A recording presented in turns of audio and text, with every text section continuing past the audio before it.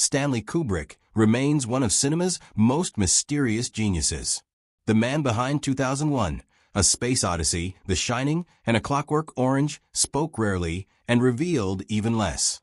He gave few interviews, avoided the Hollywood social circuit, and guarded his private life as fiercely as his creative process. But while he never liked ranking art, Kubrick did occasionally share the films that left a lasting impression on him. In 1963, he submitted a list of his top 10 movies to Cinema magazine. And over the decades, his close collaborators, including Jan Harlan and Anthony Fruin, have shared the titles he continued to discuss with admiration. These films reveal much about what Kubrick values: emotional honesty, technical mastery, and storytelling that's unafraid to challenge its audience. They range from poetic neo-realism to haunting war dramas, a joyful Disney musical, and an avant-garde short film about locomotion. Each one speaks, in its own way, to Kubrick's fascination with human behavior and the mechanics of cinema itself. Throughout this countdown, we explore the 7 films Stanley Kubrick named as his personal favorites and examine what he said about each and why they matter to him. Number 7. Pacific 231, 1949. By Jean Mitery. Though Jean Mitery's short film Pacific 231 runs a scant 10 minutes, it came to have a profound influence on Stanley Kubrick. The film combines the orchestral work of the same name, written by Arthur Honegger, with a montage of dynamic shots from a steam locomotive in action.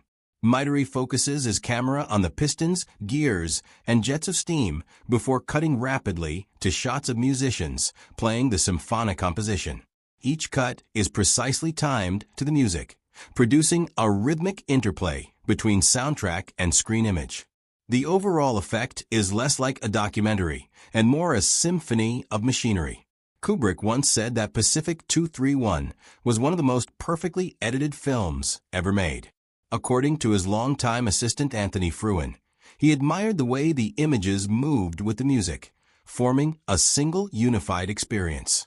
For Kubrick, a director known for precise sound design and the integration of classical music in his films, Mitery's short was proof that editing could be pure visual music. It's easy to see the influence of Pacific 231 in all aspects of Kubrick's career. The hypnotic docking sequence in 2001, A Space Odyssey, the balletic violence of A Clockwork Orange, and the orchestral rhythms of Barry Lyndon all echo this same marriage of motion and melody. Kubrick knew well that cinema, like music, could create emotion through rhythm, sans dialogue. He also appreciated the art, since the camera is a product of craftsmanship. Prior to being a director, Kubrick was a photographer for Look magazine, and he was fond of the mechanical beauty of industrial imagery. Pacific 231 captured the same fascination he felt when he went through New York's subway workers or factory interiors. In its whirring wheels and pounding pistons, he saw both art and engineering in motion, a perfect metaphor for film itself. Number 6. Mary Poppins, 1964. Directed by Robert Stevenson. At first glance, Mary Poppins might seem an unlikely favorite for Stanley Kubrick, the director who gave us ultraviolence, dystopia, and cosmic isolation. But his longtime producer Jan Harlan says that Kubrick watched Disney's classic multiple times with his children and spoke of it with genuine affection. Beneath his reputation for cold precision was a father who valued imagination and craftsmanship, and who believed that children's cinema could be just as artful as any adult drama. Set in Edwardian London, Mary Poppins tells the story of the Banks family, whose rigid household is transformed by a magical nanny who floats in on the east wind. Julie Andrews plays Mary in an Oscar-winning role, teaching young Jane and Michael to see wonder in the ordinary, jumping into chalk drawings, dancing on rooftops, singing about spoonfuls of sugar that make medicine go down. Their stern father, George Banks, learns to balance responsibility with affection, finding that love means much more than decorum. According to Harlan, Kubrick reportedly said he found Julie Andrews wonderful and the film charming, full of beauty. He admired its mix of technical wizardry and emotional sincerity, the blend of live action and animation that was as smooth as silk, the musical numbers, which were so perfectly choreographed, and finally, the warmth in every frame. For a man who took great pride in his control over minute detail, Kubrick also admired how Disney's mastery of illusion came into play. Mary Poppins showed him how visual effects could serve the story and feeling instead of overwhelming them. The craftsmanship of the film likely resonated with his perfectionist side. Every dance step, every match shot, every musical cue fit together like clockwork. Kubrick saw the same discipline he demanded from his own crews, only channeled toward joy instead of menace. In a way, Mary Poppins represents the side of cinema he didn't make but still revered movies that enchant rather than unsettle. Number 5. Bob Le Flambeur, 1956.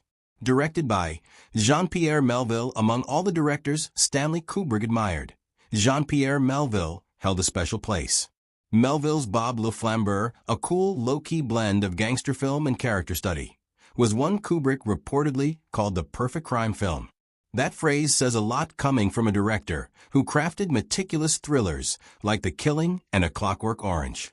Perfect, for Kubrick, meant something very specific, not flashiness, but precision.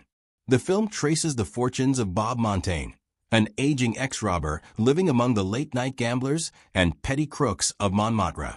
Once feared, Bob is now something of a legend, an old-school gentleman thief who spends more time at card tables than he plans heists. Down on his luck, he decides to rob the safe at the Deauville Casino. He gathers a small crew and works out every step of the scheme. Then, word leaks out. On the night of the robbery, irony ensues. Bob wanders into the casino before the job, begins playing for fun, and wins a fortune. So caught up in gambling, he forgets the plan altogether. The police arrive.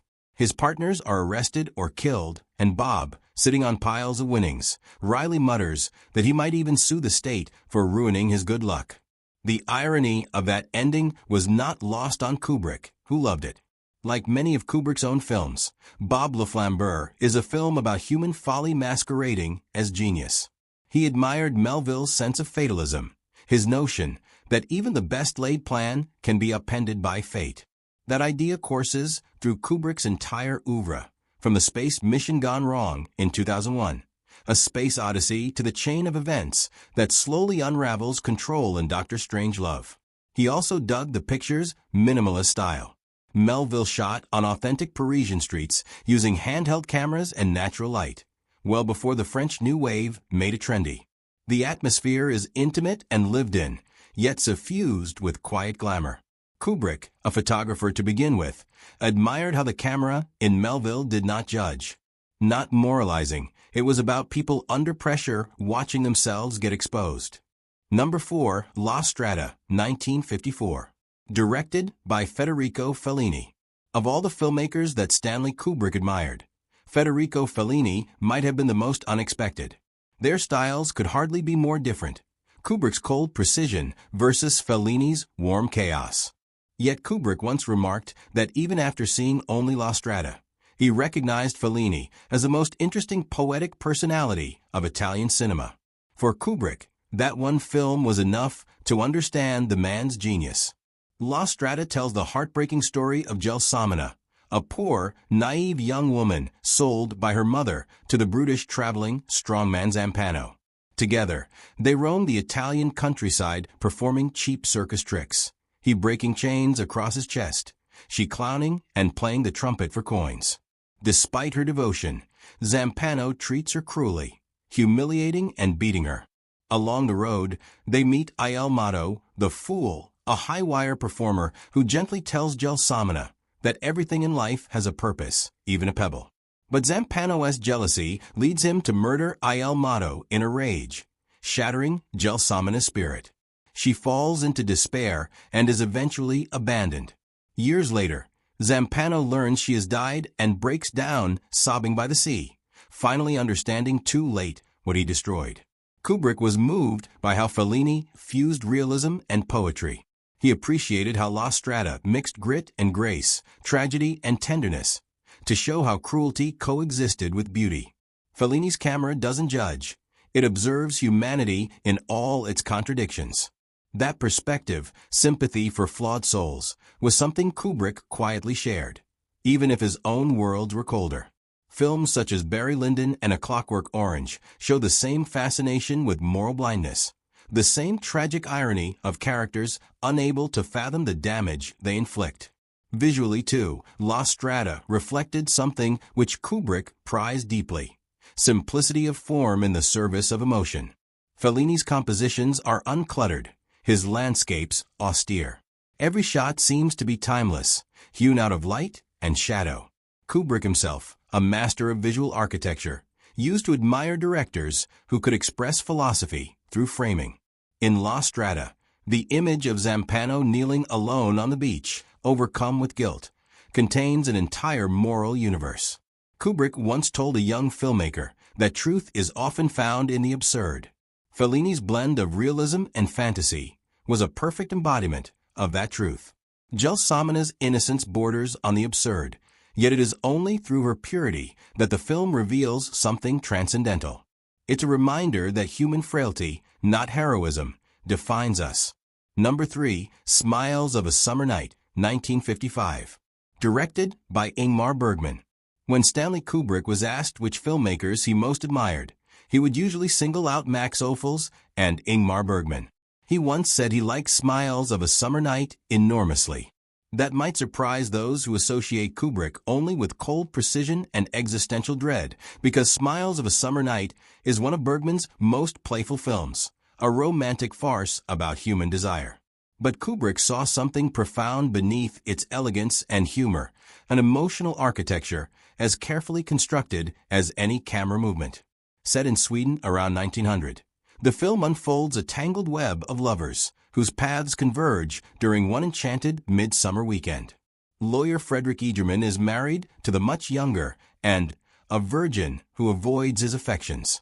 Frederick's son Henrik, a tormented seminary student, secretly lusts after his stepmother while seeking solace in their flirtatious maid, Petra. Meanwhile, Frederick still harbors feelings for his former lover, the actress Desiree Armfeldt, who herself is entangled with the pompous and jealous Count Carl Magnus Malcolm. When Desiree's mother invites all the parties to her country estate, what follows is a weekend of romantic confusion, duels of wit, and shifting alliances. By dawn, hearts have been broken, healed, and rearranged. And elopes with Henrik, Desiree reunites with Frederick, and even the Count makes peace with his wife. Kubrick admired the way Bergman choreographed emotional chaos.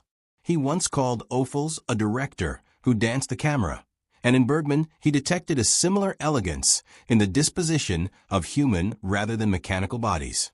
Beneath the wit and period trims, Smiles of a Summer Night anatomizes longing, vanity, and compromise themes Kubrick would take up decades later in Eyes Wide Shut. Both films unfold over the course of one revelatory night. Both imply that love, though fragile and ridiculous, is our sole redemption. What also fascinated Kubrick was Bergman's tonal control. He firmly believed that film directors could move between comedy and tragedy without losing truth.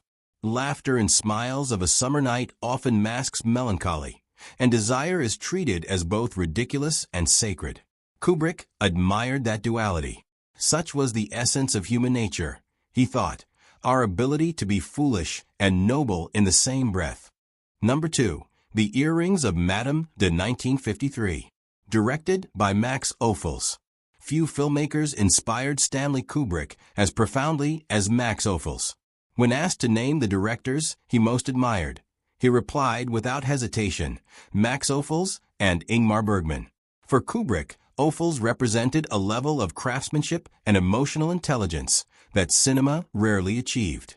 He once told an interviewer that Ophüls' films were so beautifully made, so wonderfully photographed, that every camera movement carried meaning. His favorite amongst them was The Earrings of Madame de, a story of love, fate, and the quiet devastation of social hypocrisy. Set in Belle Époque Paris, the movie opens with a gesture that is ostensibly quite trivial. The Countess Louise de sells a pair of earrings, wedding presents from her husband General André de, to pay debts.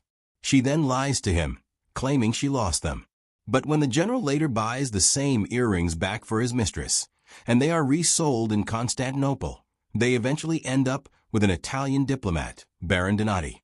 Donati meets Louise, oblivious to their previous history, and gives the earrings to her as a token of love. The circle of deception is closed when André discovers the truth. He forces Donati to sell the earrings and challenges him to a duel. As the men fight, Louise, overcome with guilt and heartbreak, collapses in a church, praying before the earrings, now on display as a religious offering. Kubrick admired this film not only for its narrative symmetry, but for its visual grace. Ophuls' camera glides through ballrooms, mirrors, and staircases with a rhythm that feels like music. Every movement reflects the shifting emotions of his characters: passion, denial, pride, and regret. Kubrick, who believed the camera should compose thought, saw in Ophuls' technique the highest form of cinematic language. Thematically, Madame de appealed to Kubrick's fascination with irony and fate. The earrings passing from hand to hand become silent witnesses to human weakness. They symbolize how love and vanity intertwine, how our attempts to control life's appearances inevitably expose what we wish to hide. Kubrick, ever skeptical of human self-deception, would echo these ideas decades later in Barry Lyndon and Eyes Wide Shut, both stories of emotional blindness framed by exquisite artifice. There's also something deeply Kubrickian in Ophuls' detachment. He doesn't judge his characters. He perceives them with empathy and precision. His world is beautiful yet merciless, where elegance masks pain and love is both salvation and punishment. Kubrick once told Jan Harlan that he was drawn to Ophuls because he could move a camera like nobody else, and he understood how fragile people are. That combination, technical mastery and moral insight, became a model for Kubrick's own work. Number 1. The Battle of Algiers, 1966. Directed by Gillo Pontecorvo. Unlike Kubrick's usual influences, The Battle of Algiers is neither philosophical nor visually ornate, but brutally real. The film is a black and white reconstruction of the Algerian struggle for independence from France, shot in the style of a newsreel. For Kubrick, who spent his life designing controlled, immaculate worlds, Pontecorvo's quasi-documentary chaos was a revelation. He called it a false documentary, but added that it was very impressive, telling his assistant Anthony Fruin that no one could truly understand the power of cinema without seeing it. The film opens in 1957 with French paratroopers closing in on a group of FLN insurgents hiding in the Kasbah. From there, it flashes back to 1954, charting how the Algerian National Liberation Front organized its urban resistance, planting bombs in cafes, assassinating police officers, and provoking massive crackdowns. French troops retaliate with torture and collective punishment.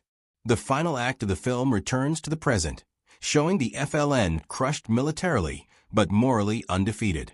Within a few years, the uprising reignites and French rule collapses. Kubrick was enthralled by the movie's journalistic immediacy.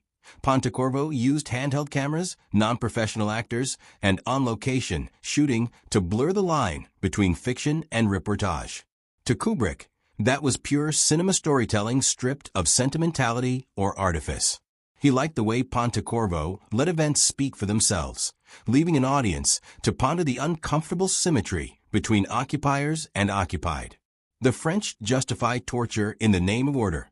The Algerians justify terror in the name of freedom. There are no heroes, only human beings caught in history's machinery. That moral ambiguity resonated deeply with Kubrick.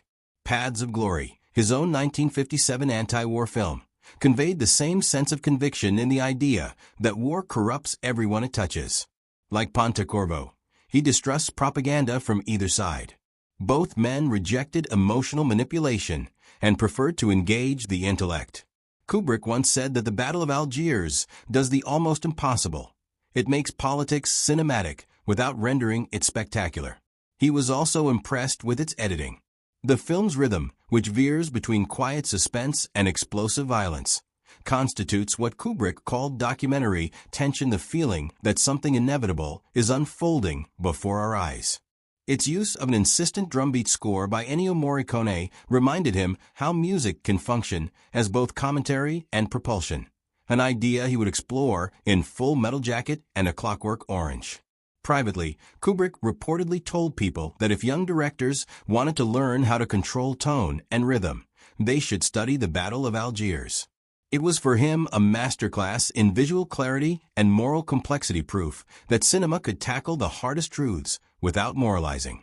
For Kubrick, who spent his career exposing the absurdities of violence and authority, Pontecorvo's film was more than a political statement, a mirror.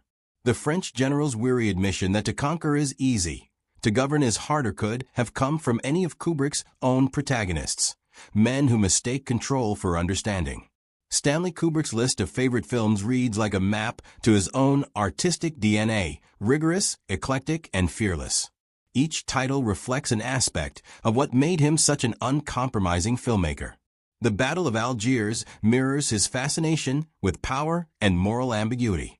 The Earrings of Madame de demonstrates an appreciation for precision and emotional geometry. And Smiles of a Summer Night reveals that beneath his icy intellect lay an appreciation for wit, vulnerability, and human folly.